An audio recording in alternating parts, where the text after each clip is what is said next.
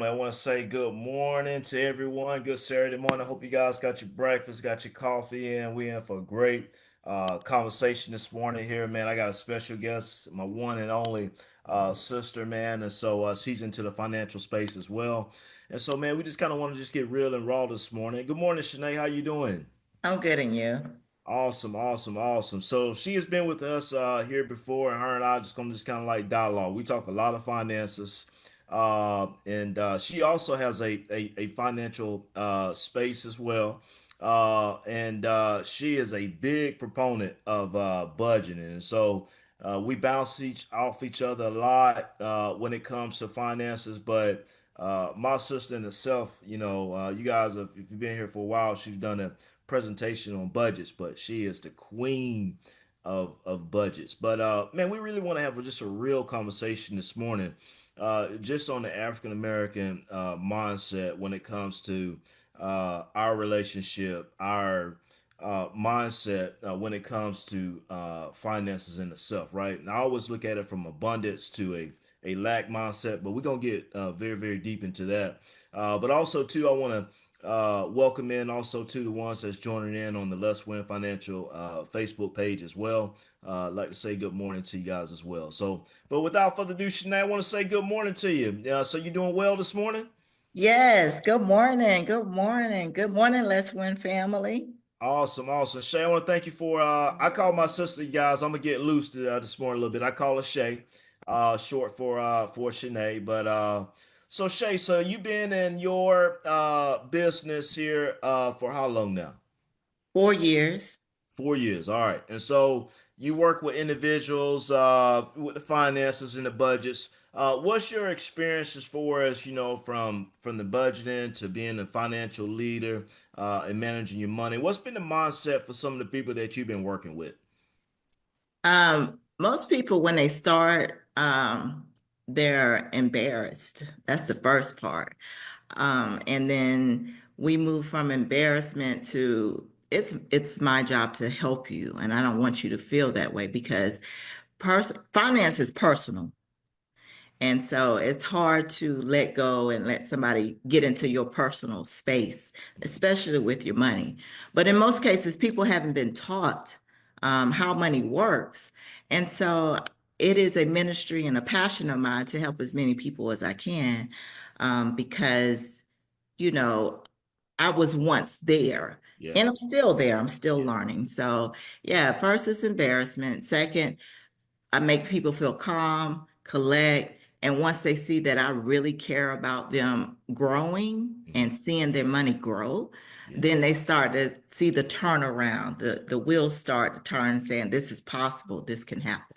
Yeah, absolutely. Sinead, can you also say too, when you work with people, because I think you said a key word, right? We're not taught financial literacy in school, but I think ultimately, you can look at abundance versus a lack mindset. I think oftentimes because our finances are not where we think it should be, or maybe if we comparing it to with other people what they see online on social media, we starting to have like a lack mindset to where we feel like we can't have abundance because of we only make $40,000 on the job and we live in paycheck to paycheck, and we feel like that's our our final state of that's where it's going to be with life. We're going to continue to be in a struggle.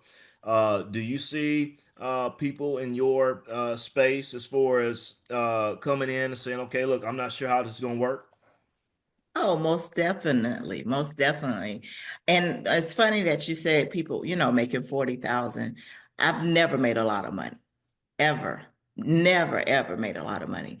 But it's not about, and you've heard this, it's not about how much you make, it's about what you do, what you make. Right. And so for me is if you can look at maybe your bills, I mean, you know how you pay your bills every month and they have to be paid every month? Yeah. Why not pay yourself every month, right? And in the beginning, it's like, well, how do I do that? Hey, I have a client, I can actually say this because he gives testimonies all the time. When we first started, um, he was paying $50 in savings every paycheck. $50, probably no, $50 a month. Then he kept getting raises. He kept getting blessed. And over time, that kept increasing to 200, 300, 400. I mean, it's been a blessing. You know why? Because he's been a great steward over his money. And he says, if I can get a haircut every 2 weeks, I can do this budget every Mm, 2 weeks. He consistently, when I say consistently, it's Tuesday at 5:30 every 2 weeks.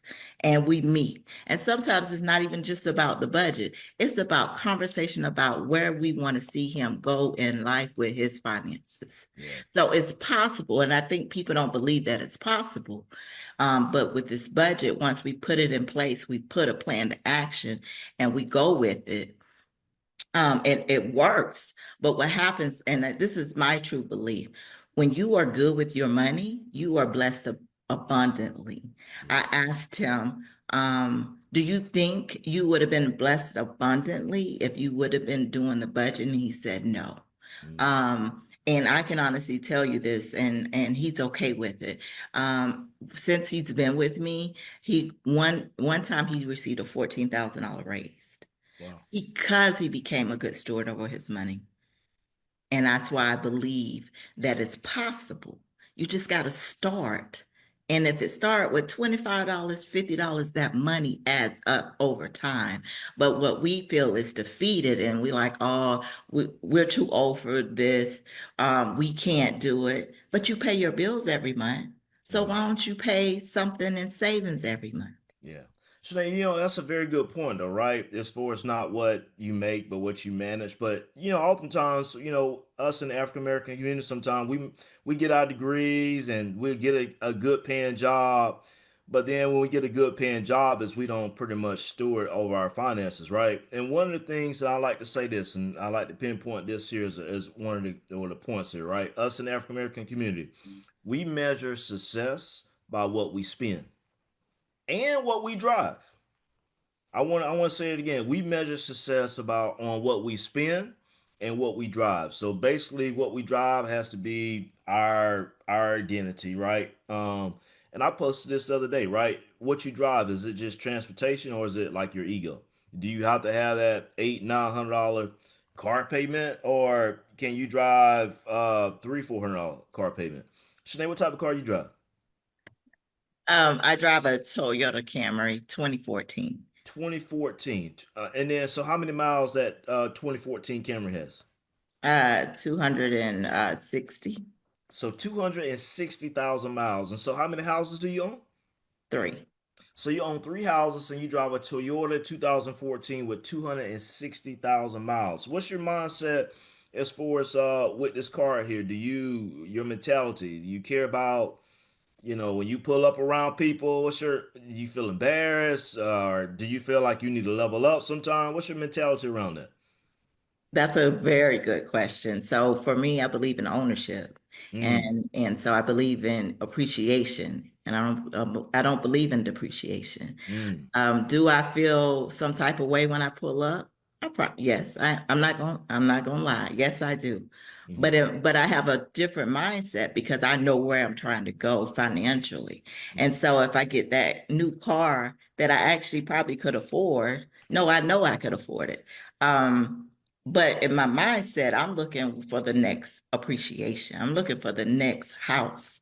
And so if I get a new car, that's slowing down my process, my progress financially. mm, I'm looking to my net worth. I look at it every day. So me driving this car that rides fine, mm. uh, it feels fine. Why am I getting something new when this works? Yeah. Um, and so a lot of people around me say it's time for a new car. I hear it all the time. Mm. But you got to do what's best for you. Because Yeah. when you listen to other people, are they gonna help you with that car payment? Right. Right. Are they gonna say, oh, you look good? Yes, they're gonna say that, but they're not helping you progress financially. See, I'm trying to set myself up so financially free and with peace, that the car can come later. I believe in ownership. And so when I teach the kids in the workshops, I'm trying to get their mindsets, hey, let's own some things. I'd rather pull up in a nice house than an okay car than a nice car and a renting. Well, That's just Sinead, that's one of the things, though, right? Us in the African American community, right? We show off by showing up as far as what we driving or what we wearing, or shoes in the closet, right? So, and I think you said one of the key things, right? Appreciation over depreciation, right? And you value ownership, and so when you think about the abundance versus lack mindset, you have to think about the ownership. And Sinead, your car is 11 years old, 260,000 miles. I mean, I don't know nobody other than you right now that drive an 11-year-old car with 260,000 miles on it. And guess what? You keep driving it. And Shanae, you driving this car like not locally. You driving it like, so you in like Tallahassee. So you driving it like 3, 4 miles. I mean, like 3, 4 hours. And I'm like, it's the confidence that you have in it. But I think also, too, you have a good husband that know how to work on cars, and instead of going to buy a new car because the car break down, you just get it fixed. Because you think about it, right? Car payment versus a no car payment. What's how does that feel every month? um it feels great. And so for me, that means I can invest in the stock market more. Now, if I take that money and make a car point payment, my stocks can't do what it do because I'm investing in this car payment. And Wow. so for me, being not having car payments, and we actually just bought a truck for my husband because he had no car payments. So we had no car payments, we had no debt. We keep my credit cards less than probably $500. Put to me, stability and peace of mind is more, I can lay down at night without feeling stressed because I'm maxed out with my credit cards. So, and for us in our house, we believe in having the financial peace that is a real thing. Wow, wow, wow. Man, that's so awesome in itself here, man. So here's another mindset in the African American community, right? Man, we work so hard for our money, but we get into like our 40s and our 50s and our 60s, man, and we really have nothing to show for it.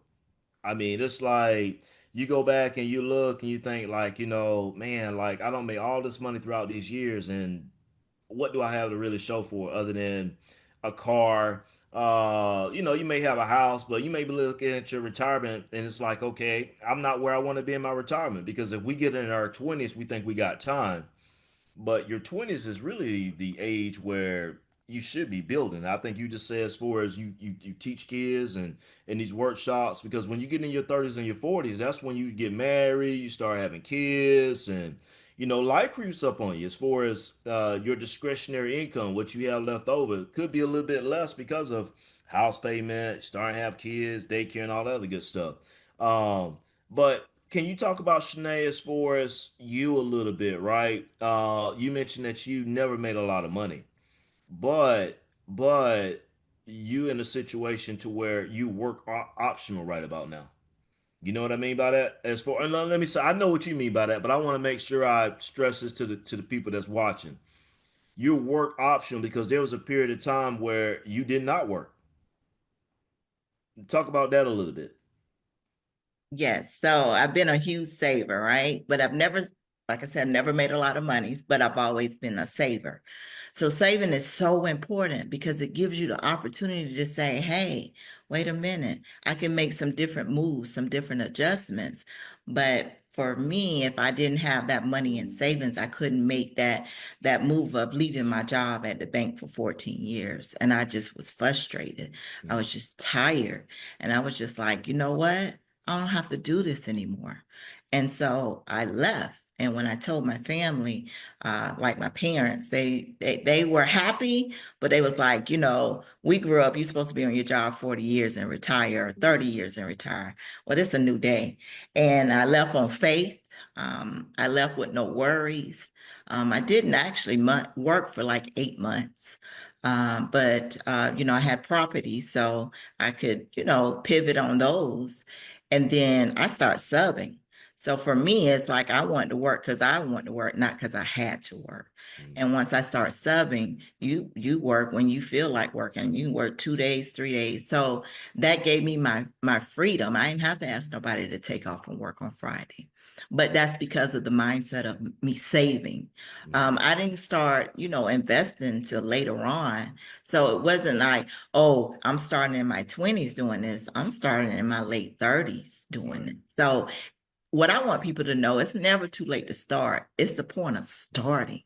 Yeah. And once you start, things will start to change around in your life, things will start to feel better in your life. And then you'll just walk different, Hmm. you know? And I tell people, let your money match the way you look. If you look good, let your money match it. Mm, We around here looking good, but we broke it in a joke. mm, And it's so funny because I see it, right? But then I don't always dress up. I don't always, you should see me some days. And you know what? I walk around and I think about this. I'm like, wow, I actually know what I got and what it took to get it. mm. I always say, you got to like me for who I am, not what I got on.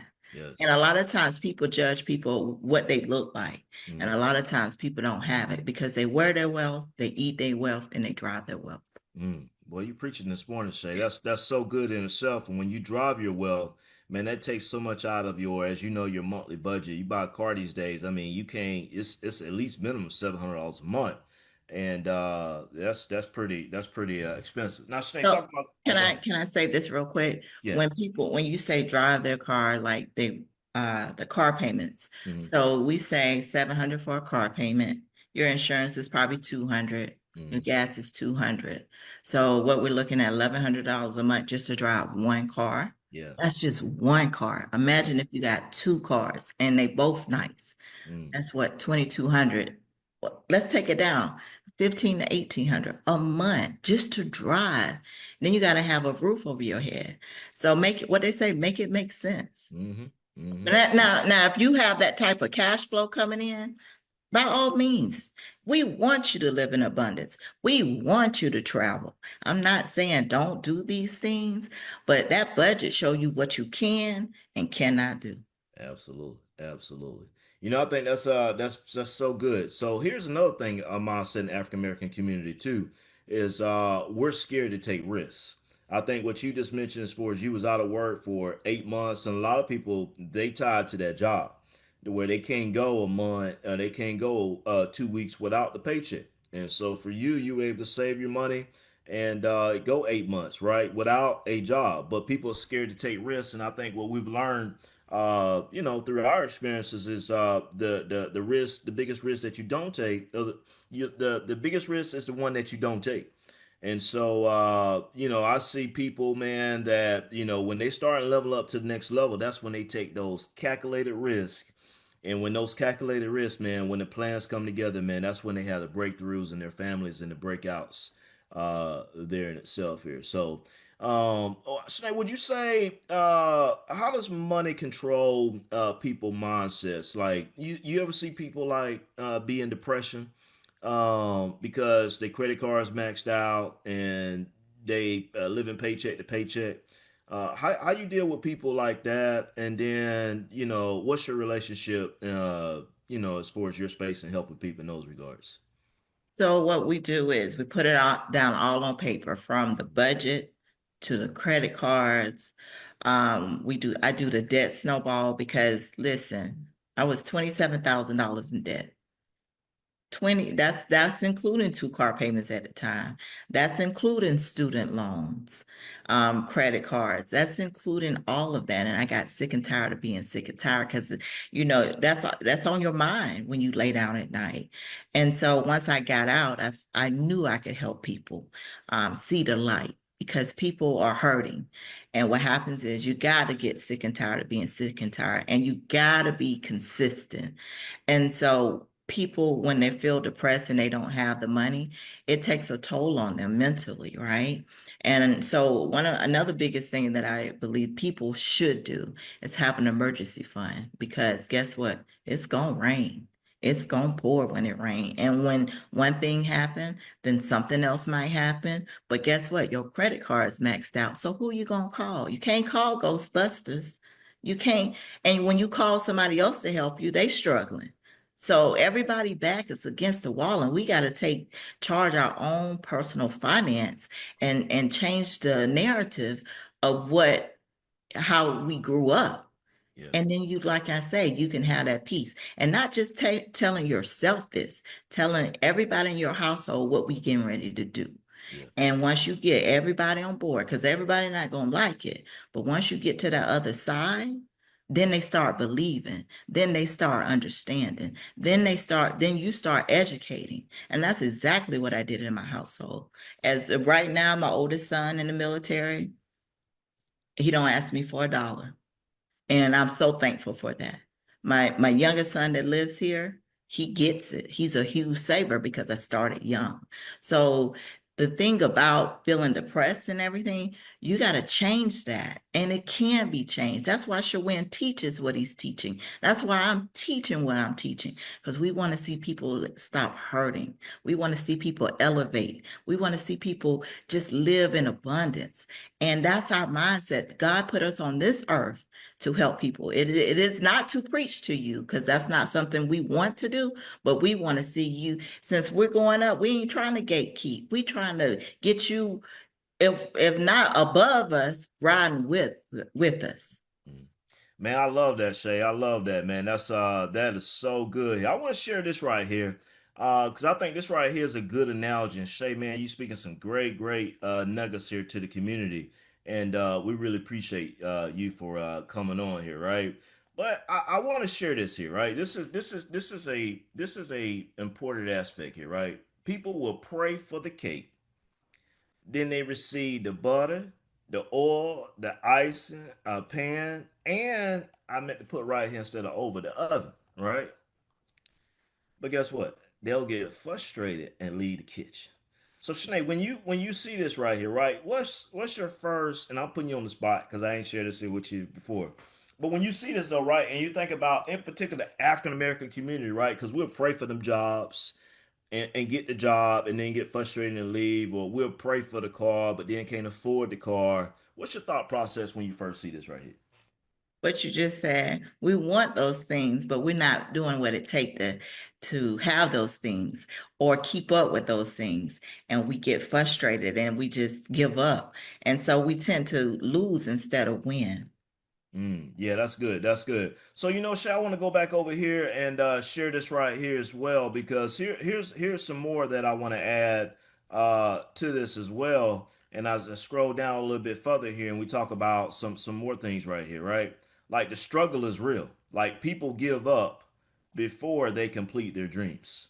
And so your dream, if it's to get out of debt, you can literally get out of debt, but you got to stay disciplined and you got to be able to say, you know what, I'm gonna stay on this journey no matter how hard it get, no matter how I may get off track.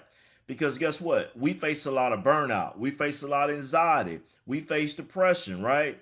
But not getting where you want to be should not be able to stop you from being able to accomplish your particular dreams of where you want to be at. And so that's why it's important for us, in this financial space to say, you know what, with financial literacy and finances is one of the biggest problems in the African American community because I mentioned this a little bit earlier in the week when we celebrated Juneteenth and we celebrated the freedom of slavery.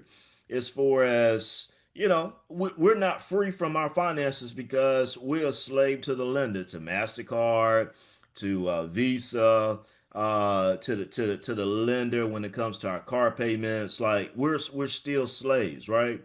I mean, we making minimum salaries, but then we got these. We want to drive the Mercedes, we want to drive the BMWs, we want to drive the Cadillacs, right? Our cars be valued more than what we have in our 401k accounts. That's really the sad part about it.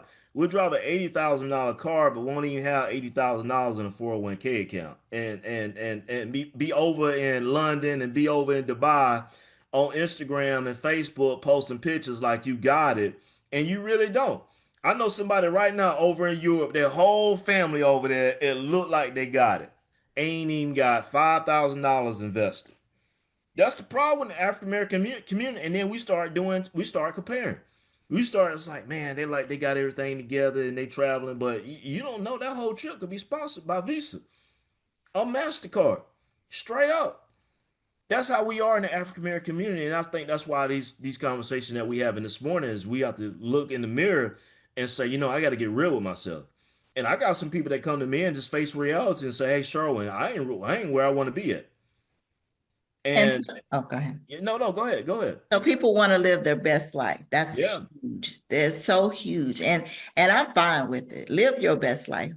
But have you got to take a step back. Like for me, I'm living my best life. I still travel. I still go and do, but I have a plan, Yeah. you know. I don't like to go on a trip and come back with the trip on the visa. Mm, I just don't, you mm, know. And another thing about credit cards, if you put it on a credit card, and it's fine if you know how to manage it. But if you put it on a credit card and you already struggling month to month, how are you gonna pay that credit card the next month? And mm, then you're gonna add something else onto the credit card. So mm, you're not winning with the credit card. And my thing is with a credit card, if you don't know how to manage it, if you don't know those five factors, if you do not know those five factors, you do not need a credit card. It mm, is a true game. And if you know how to play the game, you can have that 800 credit score. But if you don't know how to play the game, please put them down. that's so now you say the five factors, right? You mean as far as with the credit cards, with the history, utilization, things of that nature, right? Yes, Yeah, yes. yeah. Snake, can you tell them what's the biggest percentage on your credit score? What's my percentage? Yeah, no, as far as with those five factors, right? Oh, What's the five factors. You yeah, should not go over 30%.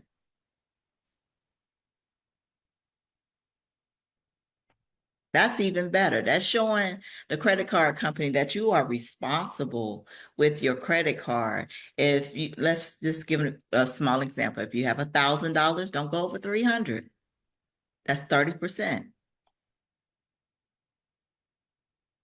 I think she's freezing up a little bit, you guys, on her internet here. But this is great. Oh, you was freezing up a little bit, Sinead. Okay, I'm Yeah, here. If yeah, you I was saying $1,000, don't go over 300, but maybe don't go over 200. That's even better. yeah. So little things that I think people know, they don't know.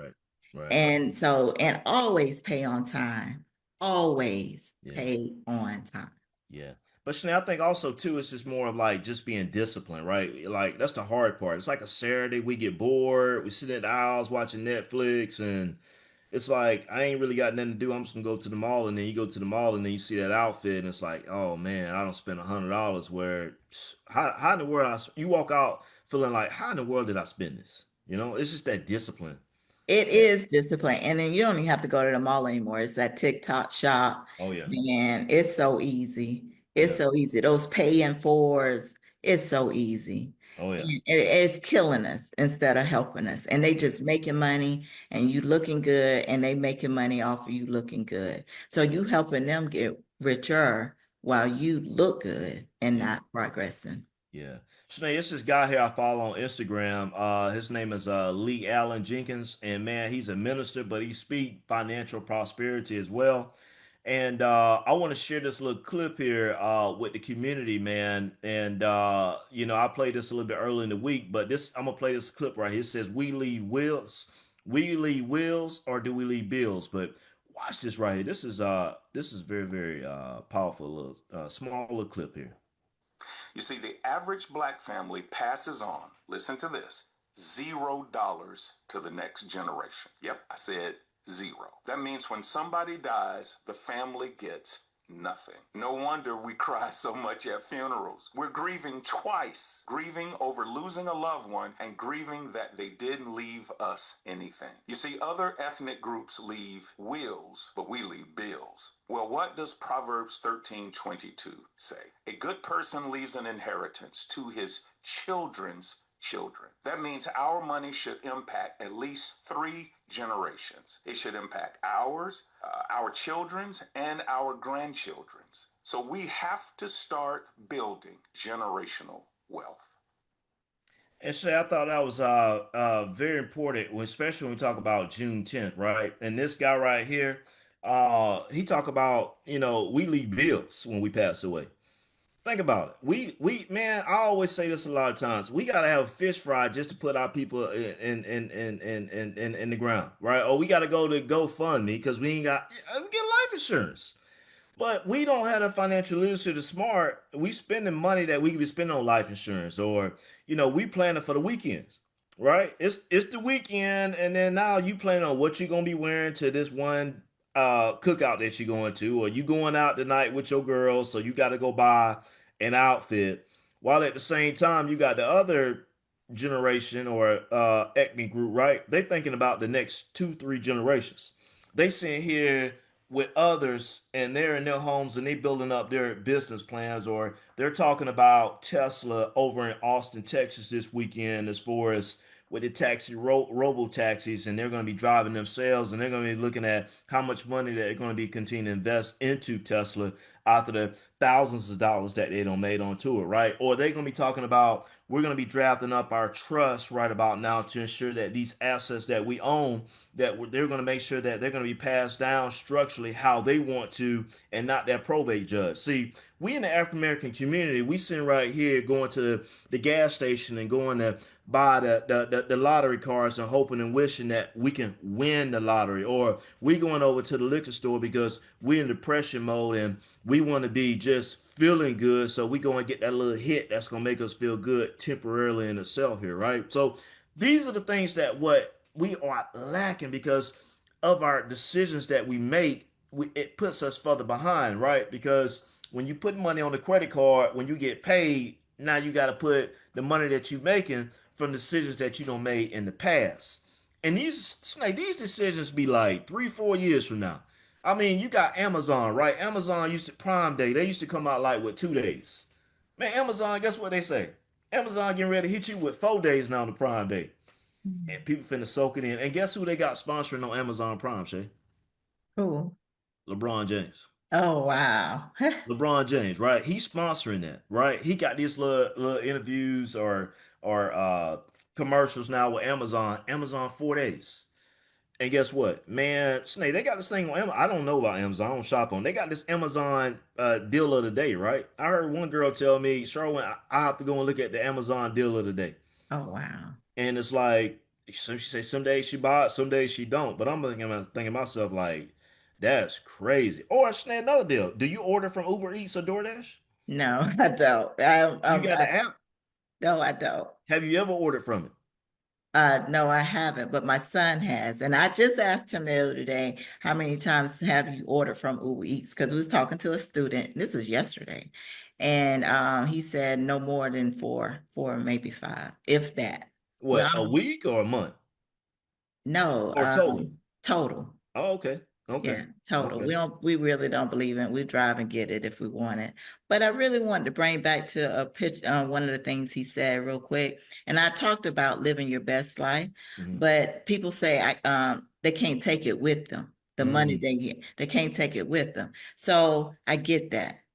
And I hear that a lot, but leaving it to the next generation, from that's a big for me. I want my boys to have something when I leave, so they can have even jumpstart their whatever they got going on. So yes, live your best life, but also have something, set aside. So when you are 60 and 70, you're relaxing, because a lot of people have to still work in their 60s and 70s because of the economy. But imagine in 20 years, if we feel the way we feel today, imagine in 20 years how your children are going to feel. Mm. So, and imagine how you're going to feel if you didn't set yourself up financially. Imagine if you only have your 401k, only possibly if it should be your Social Security. That's only two incomes. Is that enough? And I guess they base it on if you don't have no car payment and no house payment, but people are still having house payments. So the money, it's not enough money. So you got to either continue to work, or if you set yourself up, you can have your 401k, you can have your Social Security, you can have your IRA account, You can have your side hustle money account. You got to think about all of this now. We're not thinking, we're just doing. Mm, We're just indeed. doing.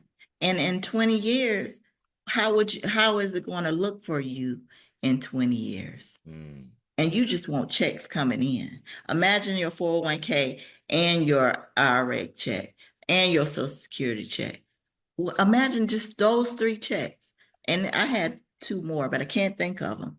You need about five, six checks. I always say right now, if you don't have the income that you need two, if you single, you need two jobs, 2 to 3 jobs. If you married, you need like 6, 7 jobs because the children expenses is a lot. My dad spoke the other day and I heard him say, Shawen asked the question, when did you start seeing your money really grow? And he said, after the children left. mm, yeah. He was still putting something aside, even though it wasn't a lot. And I'm doing the same thing. I'm putting something aside, even though it may not be a lot, but something is better than nothing.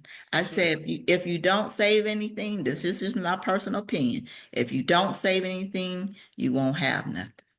Sinead, let me ask you this question right here. I think this is a very good point. Just kind of piggyback on what you're saying right about now, right? And I don't want to put your age or nothing out like that, right? But how many more years do you have till you pay off your house? My goal is 5 years. And I just did this number today. I should be 53 years old, and that's including my rental properties and my house. So at 53, all three of my houses should be paid off. And I was thinking it'd be nice if I ain't have a car payment then either. So Sinead, I want to make sure that this don't go over people's head, right? So in 5 years at 53, you're not gonna have no house payment, plus the money that you're gonna be getting from your rental properties, right? That's all gonna be like cash flow in itself, right? Right. But you had to put a plan in a place for that. What plans did you put in place in order to have your house and your properties be paid off at 53? What plan? A budget? I do. Yeah, budget. Yeah. A budget. That's my plan. And so one of the things is I actually don't live off my properties right now. Because I don't, that was the plan that I decided that right now I would rather pay them off to have the open cash flow to only have to pay property taxes and insurance. Mm, And I think about it like this also, we got to learn to be owners, right? Once we are owning it and the house is paid off, now I'm paying less than what people pay for rent. I'm already paying less than what people pay for rent, but I really be paying less than what people pay for rent. And I'll be in my 50s. My husband won't even be 50 when this happens. wow. So, and you all, I did not start in my 20s. I did not start in my early 30s. Mm, I was just on to saving in my mind, but I always knew I wanted to own properties. I always knew that, but I didn't know how to do it because we wasn't educated. yeah. Once I became educated later, probably in my late 30s, Mm, with the properties and everything. So, but let me say this, at 19, I did purchase a mobile home and but that was my mindset. So we got to shift our mindset for better, for mm, better. So yeah, by 53, I was hoping earlier than that, mm, but I don't want to stretch myself too thin because like I said, I want to live my best life too. right. But that's the age that everything should be done. So I think that's very important though, because I keep harping on this. You mentioned this at the beginning of the session, and we'll be done in about 5 minutes. But you mentioned that you never made a lot of money. You never made a bunch of money, but at age of 53, you're gonna have your house and those properties paid off. Now we're talking what about maybe a couple, we talking over $500,000 of assets right here, and that's very important.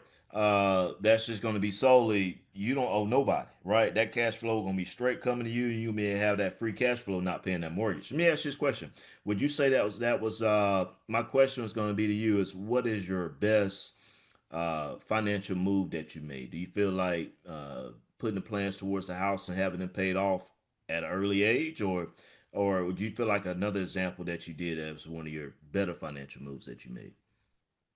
Better financial move that I made was first getting out of debt. Mm, That was the first financial wow, that's deep. financial move. Was because now it opens up more to now I can go towards assets. Mm, That's just, if I got debt and trying to get assets, that doesn't go together to me. mm, But once I got out of debt, I was even able to save even more. So my savings increased. And then when I went to the bank, it wasn't a problem to purchase the first home because I got some money saved up. Because remember, on the last session I did with you all, someone asked the question, if the bank gave me the money to purchase the property, how much money did you need to have in reserve to make the property move? And so for me, it was if I didn't have that reserve, I probably would be struggling to try to get this property up and running. So getting out of debt is the best to me, the best. Because mm. now you can invest more, and it don't have to be in just properties. You can invest more in the stock market. You can invest more in your own entrepreneurship. You can do more when you're not chokehold by debt. Yeah. Wow, Sinead, that's deep. That's deep, man. Paying that debt off and giving you more disposable income, right, to do what you want to Yes. do. And then so you got the properties going, and then when you left the bank, you had your pension and you had your 401k, and we got that rolled over to an IRA. You got that working for you. But Sinead, I think, as a single parent mother, for me as you, my sister, and you shared something with me this week, and it really resonated with me. You talked about your oldest son. You keep talking about your two sons, but you talked about your oldest son in particular. And you told me that he's in the military, and we appreciate his service. But you share with me, and this is something, man. If people will learn how to do this, it would clear debt up. It would clear able you have more options and do whatever, buy more real estate, whatever. But you said that he has $17,000 in his investment account at the age of 24. And what we did, Shanae, I showed you. I said, you know what? He put $100 a month into that investment account right now. That's $1,200 a year. And what I did, Leswin family, I showed Shanae a compound interest calculator. And I said, you know what? If this kid keep doing this here, by the time that he turned 59 and a half, that's the age when you can start withdrawing from your retirement accounts, right? He'll have $934,000 all tax free. Now he can withdraw the contributions anytime you want. But Shanae, think about it. He got that money growing for him. That's gonna give him options to pay down some debt if you want to pay down debt through the way. He want to buy real estate, he can do that. But simply because Shanae, guess what? You help him open up the investment account, and he got started early to be able to clear the way to do that. You know what I mean? So let me say this. It's all because of you. It's all because of you. Because at the time I wasn't into that, right? See how I started later? I wasn't even into that when my son opened it up. And so all because of Sherwin, my brother, all because of Leswin. And We God. and God, we bounce off each other. We listen to each other. Sherwin and I, we do. If it sounds good, we going with it. And so when Sherwin first initially did it, they was, they kind of invested it heavy because he had no bills. He had no debt. He had nothing. And so he started off heavy. And then my son was like, okay, uncle, I want to pull it down some. And they did it to $100. And I got the statement in the mail. I was like, what? And that's when I told Shawin, and we started running numbers and everything because, it's a blessing.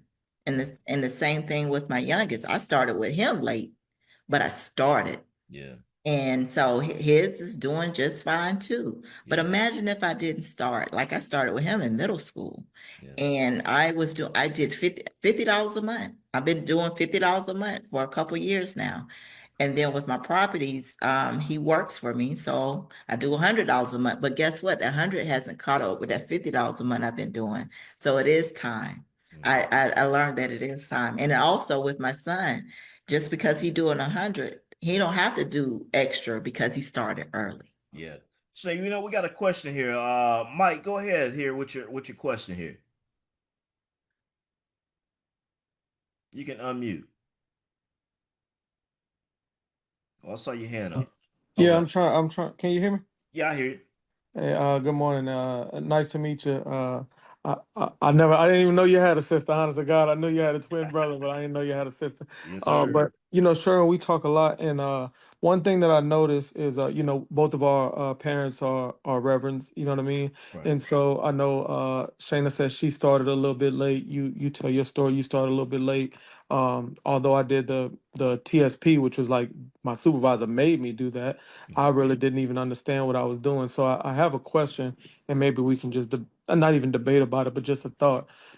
With the school system teaching us everything except for financial literacy, and then we coming up in the church, is there a space in the church where we need to start teaching financial literacy because we get kids so early? We start Sunday school. I was doing that since I was 7, 8, 9 years old. You know what I mean? But I don't ever remember in Sunday school ever talking about. I know the Ten Commandments. I know all those things we learn in Sunday school, but we don't ever learn in Sunday school about, like you say, saving. We might learn a little bit about tithing and things like that, but maybe that's a space where our own community, we talk about our culture and the things that we do so bad, like you said, like the video you show, we leave zero, we do all these things. Maybe that's an opportunity for us as a culture. We have a black church. Most of our, attendees are black, and maybe we can start teaching each other there, what I'm saying, at an early age versus, hey, we wait until we 30, 40, 50 years old before we start saving. But I just wonder, with us both coming up in a household like that, what do y'all think about that? Mike, man, boy, you own to something right there. That's so true because I think if we collaborate, and you talk a lot about this, Mike, as far as collaborating together, and if our kids can understand, I think that's a great idea. My dad is on here, and I think it just really just start with the church in itself, as far as because Mike, here's the thing about it. What we're talking about is all biblical as well. It talks about the three stewards there in Matthew, as far as what was given to them, and some of them invested it, other ones just kind of just hit it. And so God want us, and Shanae mentioned that as well, right, to live in abundance, right? We don't have to live in lack. And so let me see, the church I attend here in Dallas, Texas teaches financial literacy. Awesome. Wow. Lawanda, can you unmute? Or if you can, that we need to hear more about that. Yes, I can. Good morning. Good morning, Luana. Wow. Now check this out. I go to a big church here in Fort Lauderdale. We don't teach financial literacy, but tell us a little bit more about what your church do. Yeah, Concord here in Dallas, Texas. Our pastor is Brian Carter, and he is really, the church in general is really big about teaching financial literacy. So they will have classes. I think they have taught from the Dave Ramsey. Um, I'm trying to think of what he calls his program. Financial peace. Yes, yes. So they've taught classes on financial peace. They'll run that series periodically. So we have like courses throughout the year, and sometimes they will have a financial course, and Dave Ramsey will be that uh, model that they use to teach financial literacy to the members, couples. So yeah, they are really big on teaching African American communities to thrive. And as we know, one of the ways that we can thrive is if that we are financially um, we have financial freedom. And so they will teach that, promote that, encourage that throughout the year. Yeah, I was really impressed when I saw that too, because I, as you know, grew up in a church too. But even my church home back in Tampa, Florida, we didn't necessarily have financial literacy classes. So when I moved here to Dallas and started attending this church, they try, if there's an area of Black community that needs to be tapped into and addressed that we may lack in, they try to address that in our church community. Wow, that is big, Lawanda. I'm so glad to hear that. Now that I come back here, I do see Dave Ramsey in churches, but like how at the extent like what you're saying. I think Mike, what you just kind of alluded to, man, if more churches can to get in that space, even though not necessarily be investing, it could just be just basic financial principles just to start out with. Because the earlier we get it, the more time that we allow this compound interest to grow and just to fuel our kids. Because man, most importantly, we get a formal education. Man, I have doctors, I have lawyers here in the Leswin financial community. And man, if they would have known some of these things a little bit earlier with the resources that they have, they could have a lot more than what they currently have. But when they get into community, get into space, they got a large amount of assets, and now they invest in it. And they come to me and like, man, Sherwood, I wish I would have met you 10 years ago.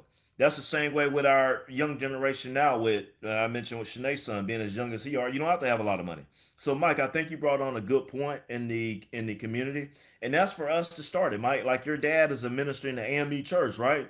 How can we start having those conversations with leaders in the AME church to see how we can get financial literacy classes in the Hmm. AME church, for instance, Yeah, right? Like you a yeah. trendsetter. Go ahead.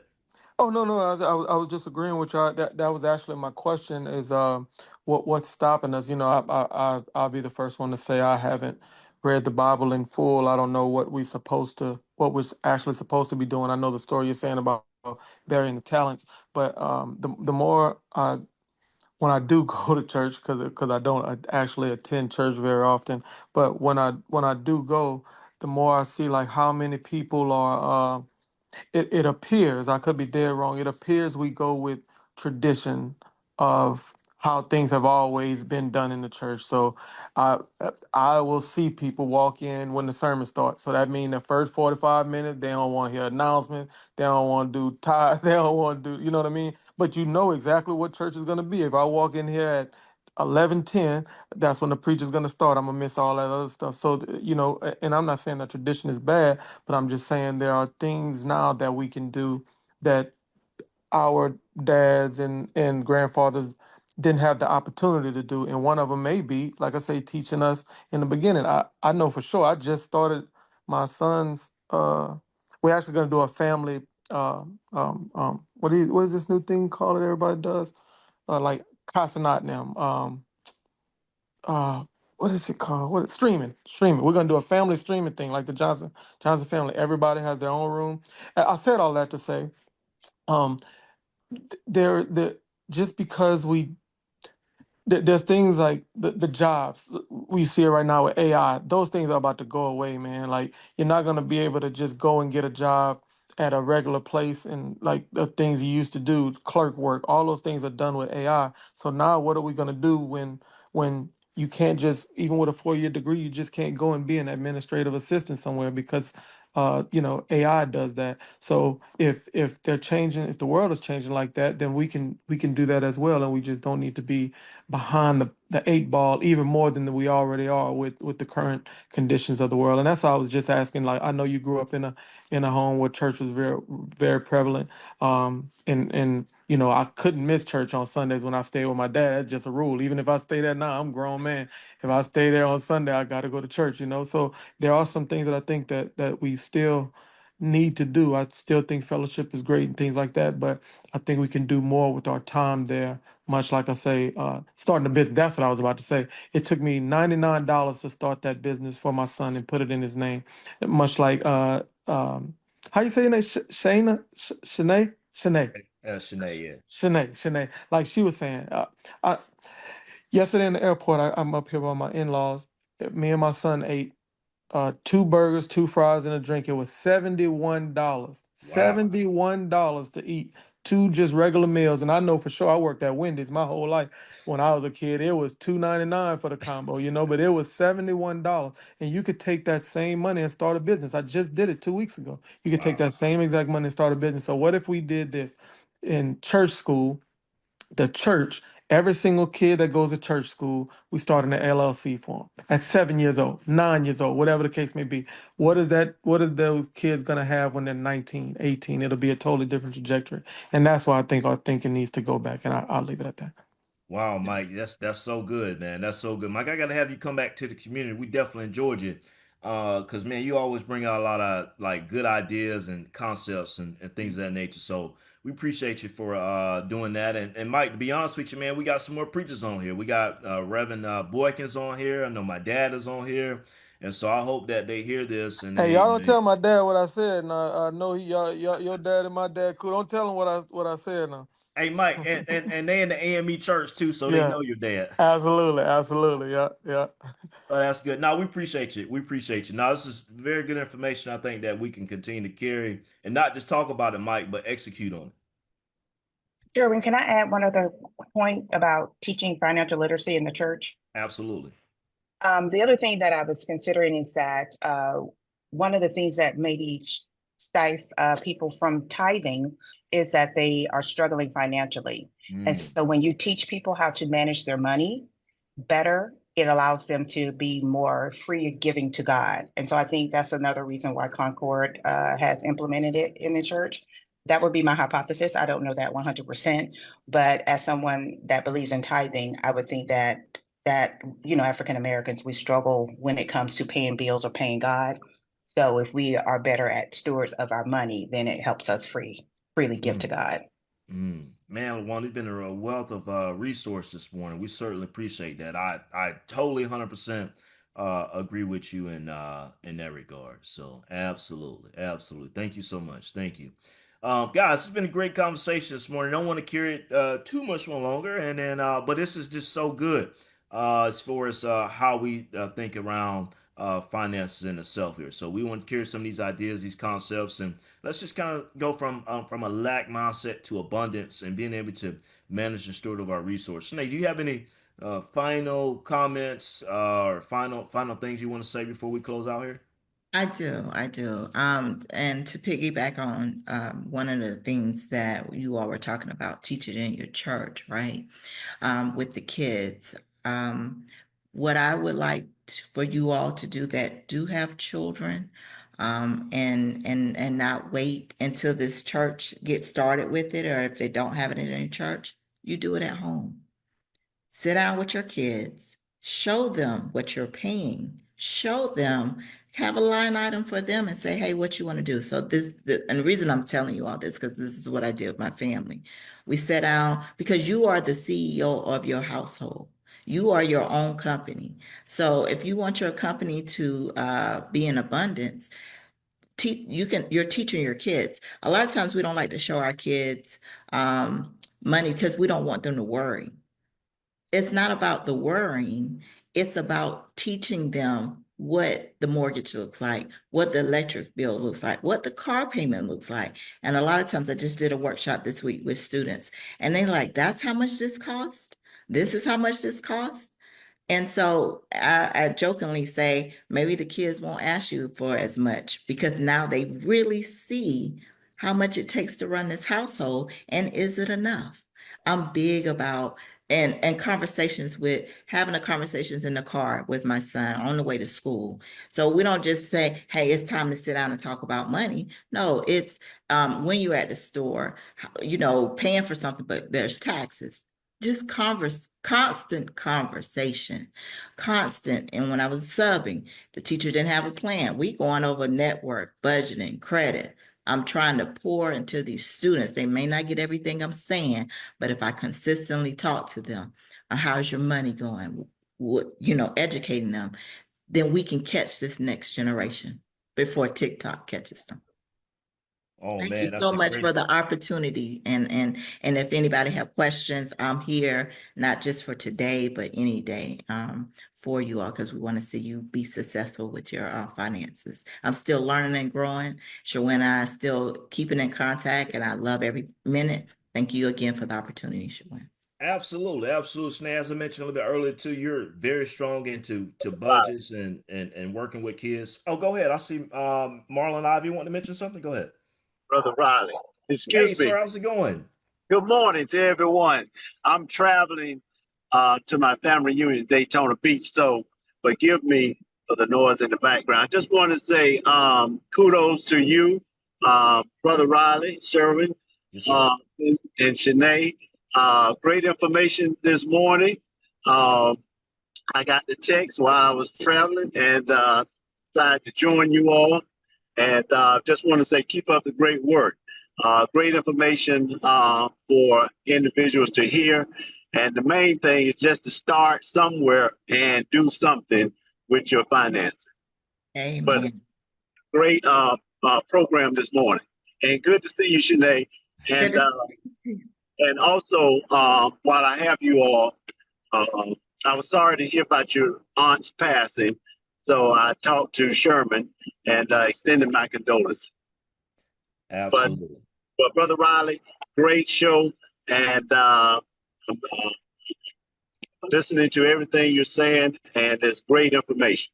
Absolutely. I appreciate you, Mr. Ivy, for coming on. Nikki, just 1 second. I'm going to get you next. But Mr. Ivy, I'd like to have you soon as well to come into my space in my community and speak, because you are a living legend when it comes to what we're talking about in the African community as far as with our relationships around money. You've done very well. And so I like to use people like you as a great example. So definitely like to contact you, this week to see if we can kind of schedule for you can come on and just talk about, as an inspiration and motivation to the community here for some of the things that you've done. So I always appreciate you and respect everything that you do. I appreciate that. I don't know about a living legend. I'm here, but Yes, sir. I appreciate those kind words. Yes, sir. And Absolutely. Absolutely. y'all have a great day today. Okay, you too. You too. Okay, Nikki, go ahead. I think you just unmute.